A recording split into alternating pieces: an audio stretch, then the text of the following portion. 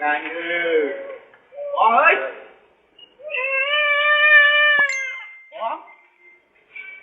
quá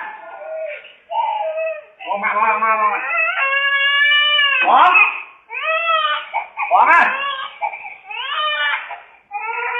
ơi quá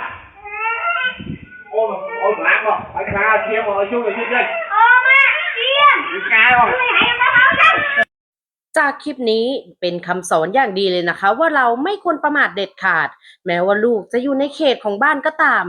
เด็กเล็กในคลิปนั้นกำลังไถรถออกถนนจนรถคว่ำล้มไปเพียงลำพังไร้คนดูแลนานจนพลเมืองดีมาช่วยเอาไว้อุบัติเหตุนั้นเกิดขึ้นได้ทุกวินาทีนะคะฉะนั้นอย่าปล่อยเด็กเล็กเอาไว้ตามลำพังเด็ดขาดต้องเช็คประตูหน้าต่างและดูแลบุตรหลานให้ดีก่อนที่จะสายเกินไปนะคะโชคดีนะคะที่เคสนี้เนี่ยน้องไม่ได้เป็นอะไรมาก